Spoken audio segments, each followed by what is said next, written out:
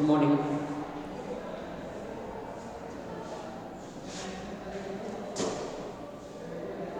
তাহলে ক্লাস 8-এ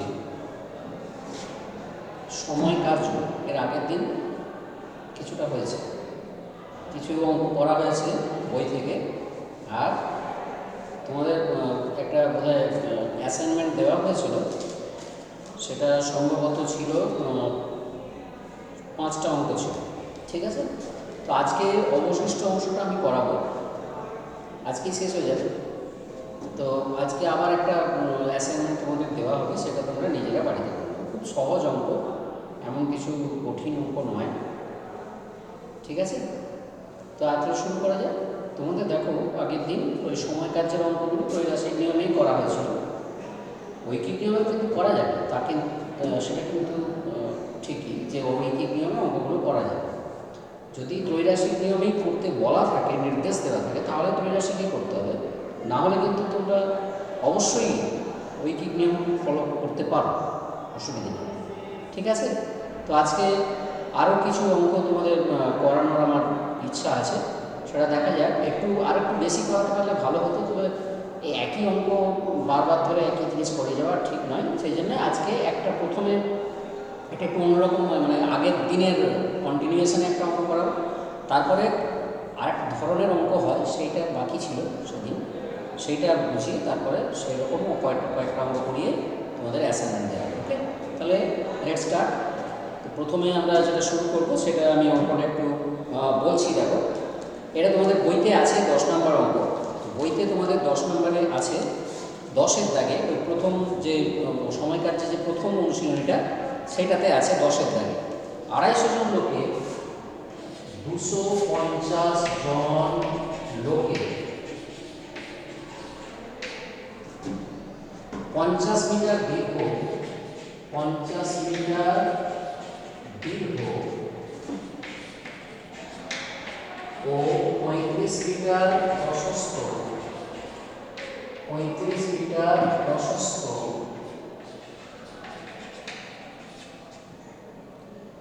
একটি পুকুর কাটতে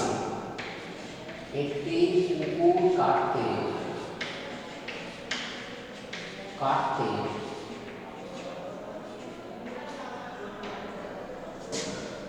18 দিন সময় লাগে। 18 দিন সময় লাগে। একই গভীরতা বিশিষ্ট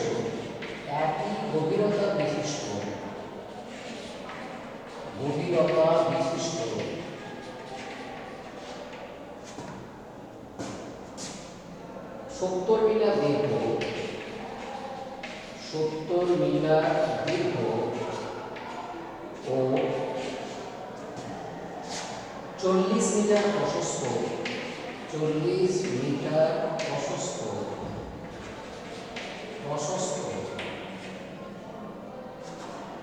অপর একটি পুকুর কাটতে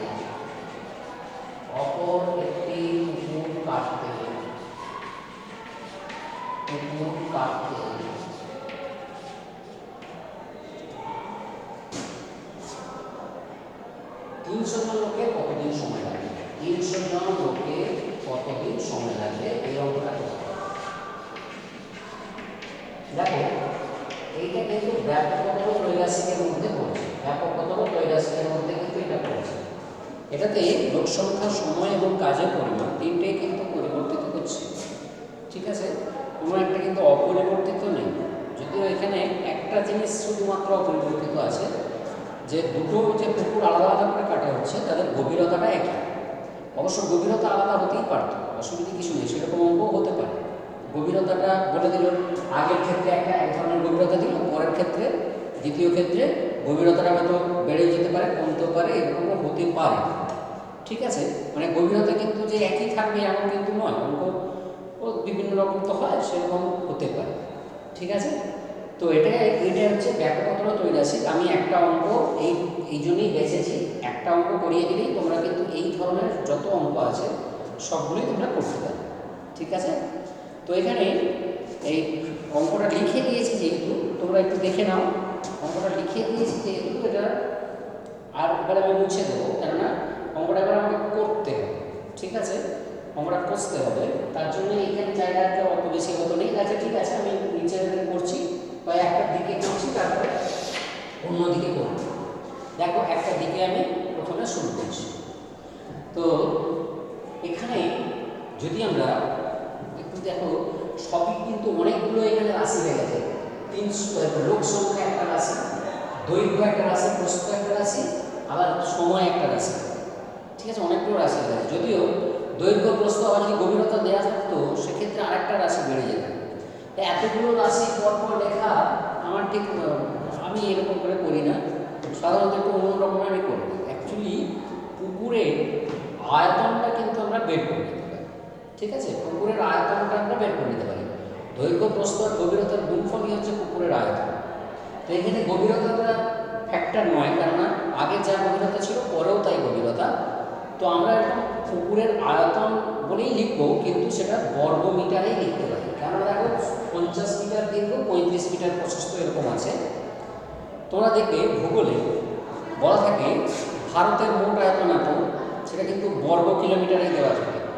আবার পশ্চিমবঙ্গের মোট আয়তন এত, সেটাও কিন্তু বর্গ কিলোমিটারেই দেওয়া থাকে, যদিও আয়তন আমরা ঘনমিটারে হয় জানি।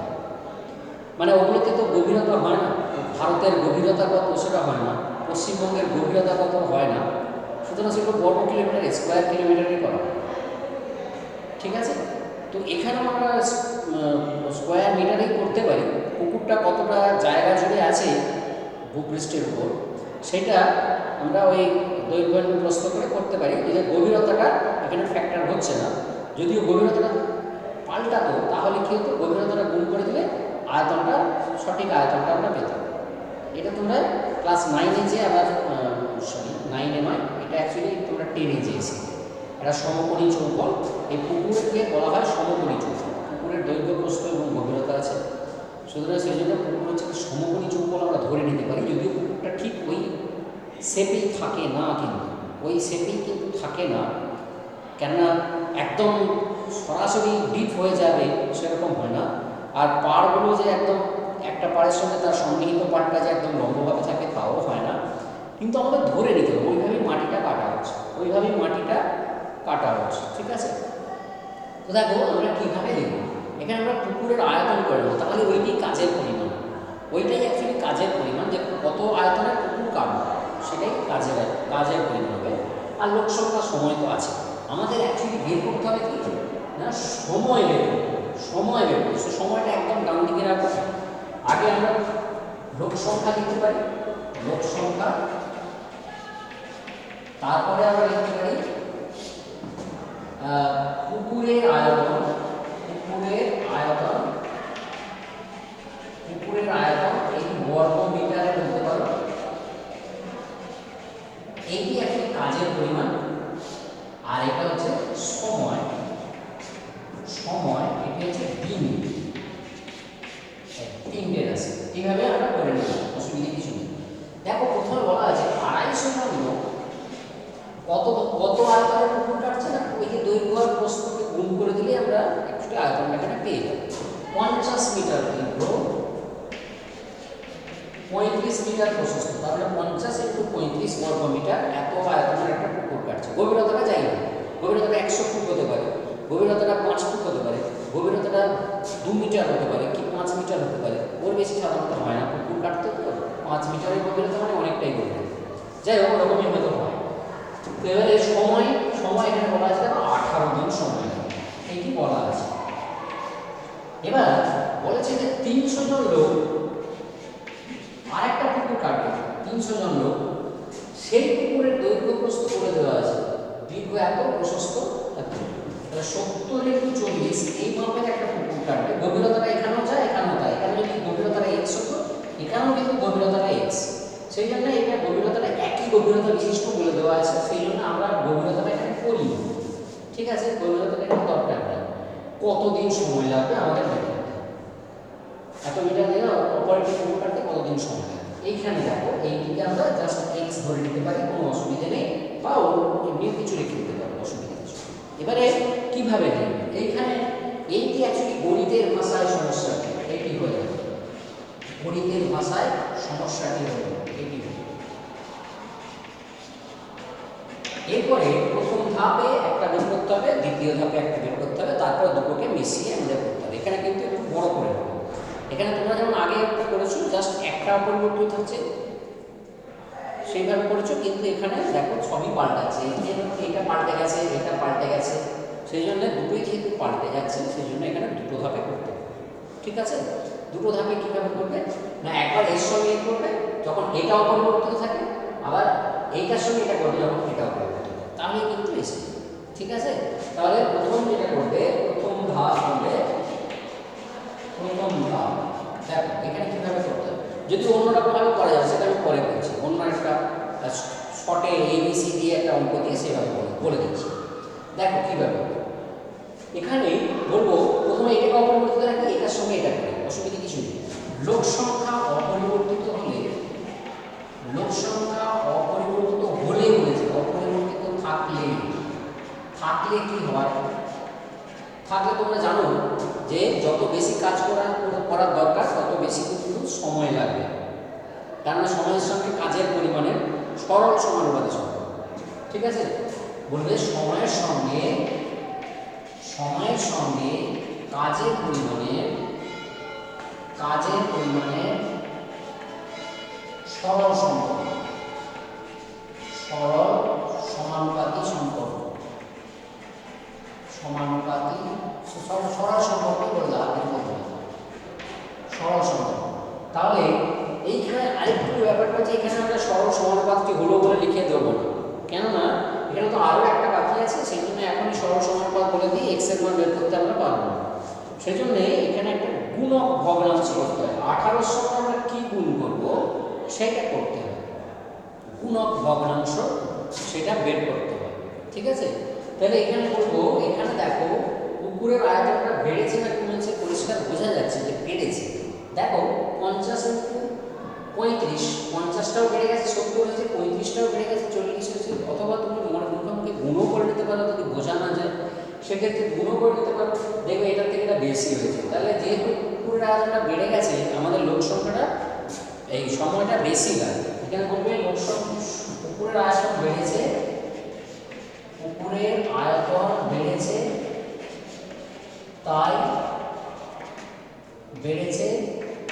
তাই সময় বেশি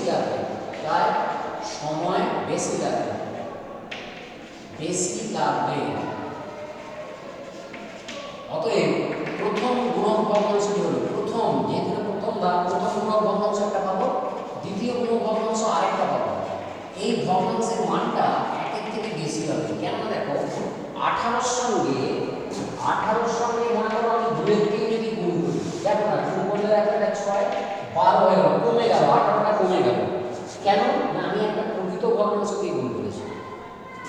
অথচ আমাকে সময় বাড়াতে হবে, তার জন্য প্রকৃত ভগ্নাংশ দিয়ে গুণ করলে হবে না, অপ্রকৃত ভগ্নাংশ দিয়ে গুণ করতে হবে। এই অপ্রকৃত ভগ্নাংশটা তৈরি করতে হবে কি না, এই গুণফল আর এই গুণফল দিয়েই অপ্রকৃত ভগ্নাংশটা তৈরি করতে হবে। তাহলে নিশ্চয়ই বড়টা বাই ছোটটা করতে হবে, তবে আমি অপ্রকৃত ভগ্নাংশ পাবো।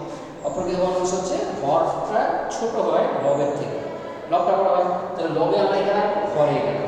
তাহলে প্রথম গুণক ভগ্নাংশটি এইটি হবে 70 × 40 ডিভাইডেড বাই 50 × 35, এইভাবে রেখে দিচ্ছি আমি, এখন এটাকে কাটাকাটি করছি, এভাবে রেখে দেওয়া হচ্ছে। এরপর আমাকে দ্বিতীয় ধাপ করতে হবে। দ্বিতীয় ধাপে দেখো কি করব, দ্বিতীয় ধাপে তাহলে আমরা কি করলাম, এই 18 সঙ্গে এইটা গুণ হবে সেটা পেলাম, একটা গুণক ভগ্নাংশ পেলাম, আরেকটা গুণক ভগ্নাংশ এইগুলো দিয়ে তৈরি করতে হবে, তখন এটা অপরিবর্তিত। তাহলে কি হলো, দ্বিতীয় ধাপে আমরা বলবো যে কাজের পরিমাণ অপরিবর্তিত থাকলে,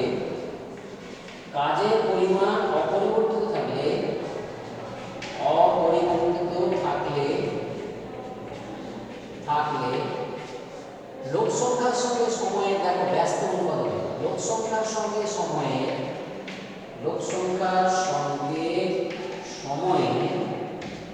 ব্যস্ত সম্পর্ক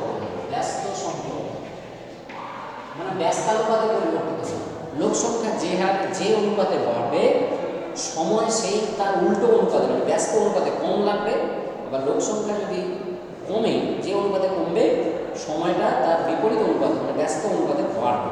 ঠিক আছে, ব্যস্ত সম্পর্ক এখানে বলবে যে এখানে দেখো লোক সংখ্যা কিন্তু বেড়ে গেছে, তা তো সময় কম লাগবে। এখানে লিখবে লোক সংখ্যা বেড়েছে, লোক সংখ্যা দেখো 250 থেকে 300 হয়েছে, মানে বেড়েছে, লোক সংখ্যা বেড়েছে, তাই সময় কম লাগবে, তাই সময় কম লাগবে। এবারে তখন 18 সঙ্গে আমাকে একটা ভগ্নাংশ গুণ করতে হবে, এটা প্রকৃত ভগ্নাংশ হয়, এটা এই দুটো দিয়ে তৈরি করতে হবে, এবং বুঝতেই পারছো এই দুটো দিয়ে তৈরি করতে গেলে উপরে ছোটটাকে রাখতে হবে, 250 বা 300, ঠিক আছে? তাহলে কি হবে? অতএব দ্বিতীয় গুণক ভগ্নাংশ কি হবে? দ্বিতীয় গুণক ভগ্নাংশ কি হবে? ভগ্নাংশ কি হবে? হবে কি হবে না 250/300। এই এবারে যে দুটো ভগ্নাংশ আমরা পেলাম, গুণক ভগ্নাংশ, এটি 18 এর সঙ্গে গুণ করে দিলে আমরা x এর মান পেয়ে যাব। এরপরে কি তৃতীয় ধাপ, তৃতীয় ধাপ, তৃতীয় ধাপ, এইখানে বলবেন x ইকুয়াল টু, তাহলে কি হবে না 18 এর সঙ্গে গুণ হবে প্রথমে ওইটা 70 ইনটু 40 নিচে 50 ইনটু 35, তার সঙ্গে গুণ হবে 250/300। এই দেখো এবারে আমি কাটাকাটি করব, 35 দুগুণে দেখো 70, ঠিক আছে? 50 5 এ হচ্ছে 250, 5 60 এ হচ্ছে 300, 20 দুগুণে 40, 20 3 এ 60, আর 3 6 এ 58। তাহলে আমরা পেলাম এখানে দেখো 6 ইনটু 2 ইনটু 2, 2 দুগুণে 4 6 24। তার মানে আমরা এখানে পেয়ে গেছি সময়টা একটা বাড়ছে একটা কমছে করে, কিন্তু আলটিমেটলি সময়টা কিন্তু বেড়ে গেছে। দেখো 18 থেকে 24 হয়েছে, মানে বেড়ে গেছে। প্রথমে 18কে এমন একটা সংখ্যা দিয়ে গুণ করেছেন যাতে 18টা বেড়ে যায়, তারপরে এমন একটা সংখ্যা দিয়ে গুণ করলাম যাতে 18টা কমে যায়। অথচ দুটোকে যখন একসঙ্গে গুণ করে দিলাম সেই ক্ষেত্রে দেখো কমেও যেতে পারতো, কিন্তু এখানে কিন্তু আদৌ কমেনি, বেড়ে গেছে। বেড়ে গেছে, দুটোতে গুণ করতে কিন্তু বেড়ে গেছে। তার মানে একটা বাড়ছে একটা কমছে, তার মানে দুটোকে গুণ করে দিলে সবসময় বাড়বে বা সবসময় কমবে এমন নয়, কমতেও পারে বাড়তেও পারে। এখানে কিন্তু বেড়েছে, এখানে হচ্ছে উত্তরটা হচ্ছে 24। তার মানে এবারে উত্তর লিখতে হবে যে অতএব এত মিটার দীর্ঘ, এত মিটার প্রশস্ত একটা পুকুর অপর একটা পুকুর কাটতে 300 জন লোকের সময় লাগবে 24 দিন। এবার দেখো এইটি একটি নিয়মে করা হয়, এই নিয়মে যে সবসময় তোমাকে করতে হবে তা কিন্তু নয়, তুমি অন্য নিয়মে করতে পারো। সেই নিয়মটা আমি একটু দেখিয়ে দিচ্ছি, শর্টকাট নিয়ম, তোমরা যদি মনে রাখতে পারো তাহলে সেই নিয়মে করতে পারো, ঠিক আছে? সেই নিয়মে কিন্তু করতে পারো। ওকে, দেখো এখন সবসময় তুমি এখানে বলছো যে লোক সংখ্যা বেড়ে গেছে, এই পুকুরের আয়তন বেড়েছে তাই সময় বেশি লাগবে, এখানে বলছে লোক সংখ্যা কমেছে বেড়ে গেছে তাই জন্য সময় কম লাগবে। এটা কিন্তু সবসময় তুমি হয়তো বুঝতে পারবে না, এমনভাবে সংখ্যা দেওয়া আছে ABCD দিয়ে, সেটা তুমি বুঝতেই পারছো না যে কোনটা বেশি কোনটা কম, তাহলে তুমি সেখানে করবে কি? অথচ ঐকিক নিয়ম তোমার পড়াশোনা করে তোমার হয়তো বলে দেওয়া হচ্ছে ত্রৈরাশিক নিয়মে, তুমি ঐকিক নিয়মও করতে পারছো, তখন তুমি কীভাবে করবে? সেইটার জন্যে এই এটা দেখো, এখানে একটা জিনিস লক্ষ্য রাখো, এখানে একটা জিনিস লক্ষ্য রাখো, এইখানে আমরা x এর মান বের করেছি এরকম, ঠিক আছে? 18 সঙ্গে এরকম করে দুটো গুণ হয়েছে, এই কিন্তু খেয়াল রাখো। এটা আমি নেক্সট বলছি আমি কীরকম করে হলো, ABCD দিয়ে বলছি, সেটা বলছি সেখানে লিখেই আমি একটা অঙ্ক করছি। দেখো আমি যদি এরকম বলতাম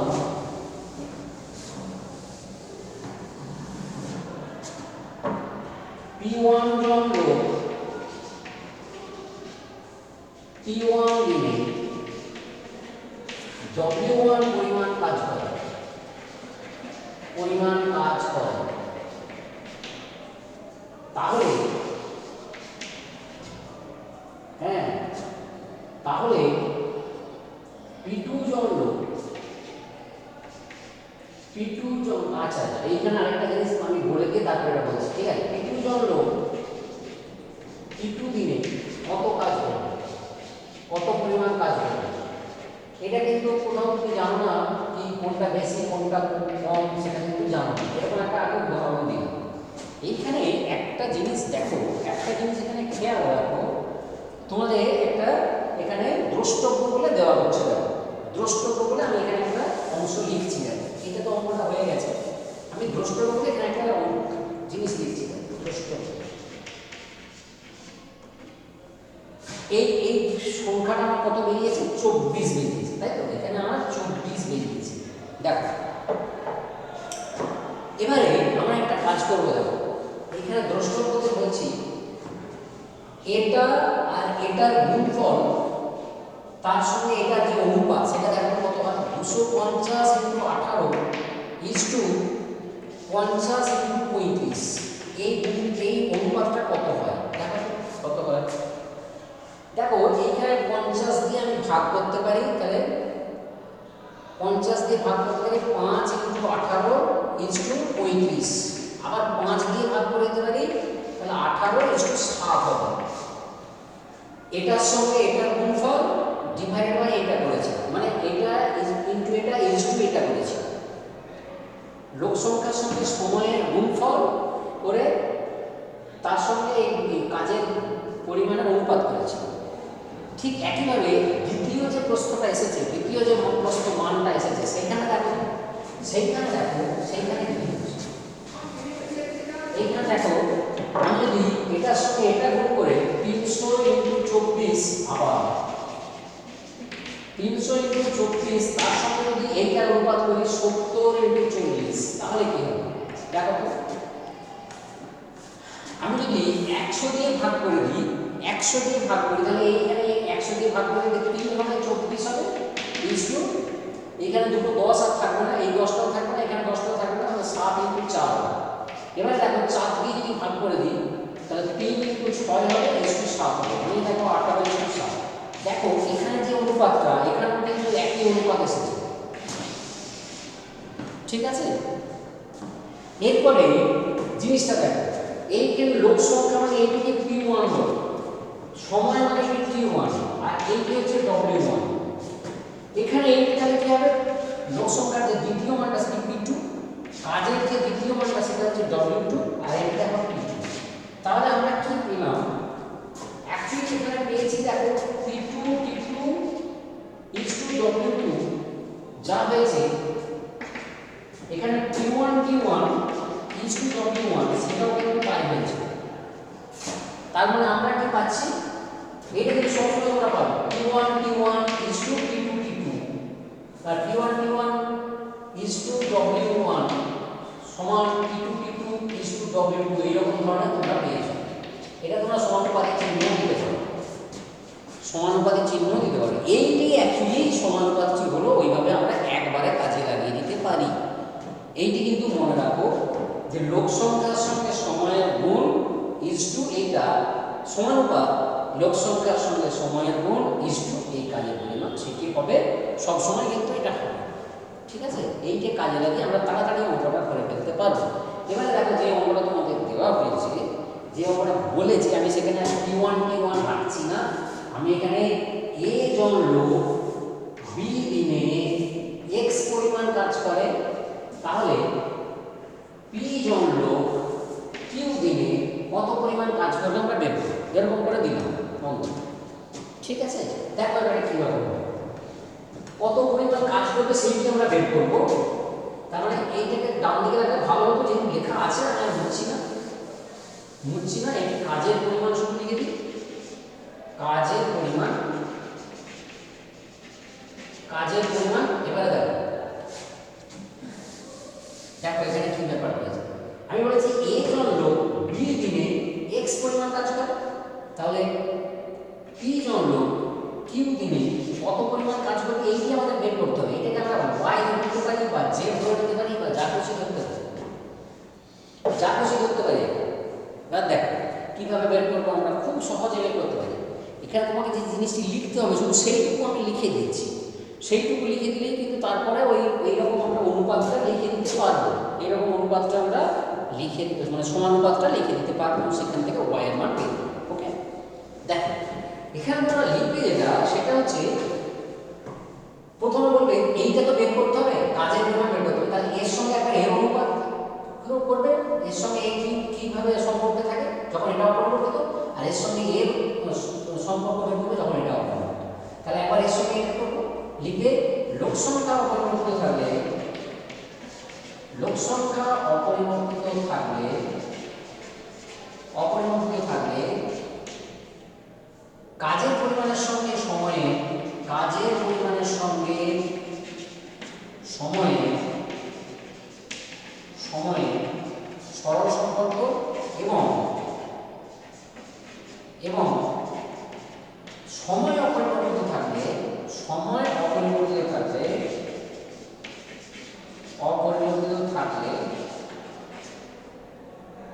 লোক সংখ্যার সঙ্গে কাজের পরিমাণে সেগুলো কিন্তু সরল সম্পর্ক। লোক সংখ্যার সঙ্গে কাজের পরিমাণের সরল সম্পর্ক। অতএব এইটি লিখে দিতে হবে, মানে দুটো সম্পর্কই তোমাকে লিখতে হবে। যেহেতু আমরা এটা বের করবো, তাহলে এটার সঙ্গে আবার এর সম্পর্ক যখন এটা অপরিবর্তিত, আর এটার সঙ্গে আবার এর সম্পর্ক যখন এটা অপরিবর্তিত, এটা লিখে দিতে হবে। তারপরে বলবে অতএব সমানুপাতটি হলো, একবারে অতএব সমানুপাতটি হলো বলে এই রকমটা লিখে দিলেই হবে। অতএব সমানুপাতটি হলো কি লিখবো দেখো, অতএব সমানুপাতটি হলো কি লিখবে, তাহলে কি বলেছি, এটার সঙ্গে এটার গুণ a into b is to x সমানুপাত p into q is to এটা y। তো আমরা তো এই দিকে করব, y দিকে করব, চতুর্থ সমানুপাতটা বের করব। এই দেখো p1 এটি p1 এটি t1, এটি p1 into t1 is to w1 এটি w1 কাজের পরিমাণ, মানে 1 বলা হচ্ছে, মানে প্রথমে যেটা দেওয়া আছে সেটি 1 ধরা, আর দ্বিতীয়তে যেগুলো আছে সেগুলো 2 ধরা হয়। এবার তার একটা থাকে না, দুটোর মধ্যে একটা নেই, একটা সেটা বের করব। এখানে তিনটেই দেওয়া থাকে, এই তিনটের মধ্যে একটা অফ থাকে, সেটাকে আমরা বের করতে হবে। এবারে যেটা অফ থাকে সেটা সাধারণত ডান দিকেই রাখা হয়, আমার যেগুলো লেখা ছিল তার জন্য ওইভাবে রেখে দিয়েছি। ঠিক আছে, দেখো এটা হয়ে গেছে। তাহলে এবারে আমরা y বের করতে পারবো, y ইনটু এটা অতএব y into a into b সমান হবে x into p into q। তার মানে দেখো y সমান হিসেবে x into p into q divided by a into b। এই আর কাটাকাটি যাবে না, একবারে pqx বাই ab করে দিলে কাটাকাটি কিছু যাবে না। তার মানে সময় লাগছে, কাজের পরিমাণ হচ্ছে এতটা কাজ হবে, p জন লোক q দিনে ওই অত পরিমাণ কাজ করবে। ঠিক আছে, এইটি কিন্তু শর্টে মনে রাখার জন্য আমি বলেছি p1 is to w1, এই জিনিসটি মনে রেখে দেবে ভালো করে মনে রাখবে, তাহলে কিন্তু হয়ে যাবে। কিন্তু তার আগে আমাকে এখানে লিখতে হবে। এবার দেখো এখানে এইটা আমরা জানতাম না, তার জন্য এইভাবে লেখা হয়েছে। যদি এটা না জানি তখন একটু অন্যরকমভাবে লেখা হবে, তখন হচ্ছে কি এটার সঙ্গে একবার এটার সম্পর্ক যখন এটা অপরিবর্তিত সেটাতে এরকমই হবে, আর একবার এটার সঙ্গে এটার হবে যখন এটা অপরিবর্তিত, সেটা কিন্তু এখানে হয়নি, তার মানে সেক্ষেত্রে একটা সরল একটা ব্যস্ত সম্পর্ক হবে। এখানে যেমন দুটোই সরল সম্পর্ক আমরা পেয়েছি, যেহেতু আমরা বের করবো কাজের পরিমাণের সঙ্গে সময়ের বা কাজের পরিমাণের সঙ্গে লোক সংখ্যা, দুটোই কিন্তু সরল সম্পর্ক। আবার যদি সময় বের করতে বলে তখন সময়ের সঙ্গে লোক সংখ্যার ব্যস্ত সম্পর্ক হবে, আর সময়ের সঙ্গে কাজের পরিমাণ সরল সম্পর্ক হবে। ঠিক আছে, আবার যদি লোক সংখ্যা বের করতে বলে সেক্ষেত্রে লোক সংখ্যার সঙ্গে সময় যখন করবে তখন ব্যস্ত সম্পর্ক হবে, আর লোক সংখ্যার সঙ্গে কাজের পরিমাণ যখন করবে তখন সরল সম্পর্ক। সেক্ষেত্রে একটা ব্যস্ত একটা সরল হবে, এই ক্ষেত্রে কিন্তু দুটোই সরল সম্পর্ক। কিন্তু তোমার অলওয়েজ এই সমানুপাতটা কিন্তু সবসময় গঠন হবে, এইটুকু মনে রাখো। ঠিক আছে, নেক্সট অঙ্কটা আমি নেক্সট ভিডিওতে বলছি।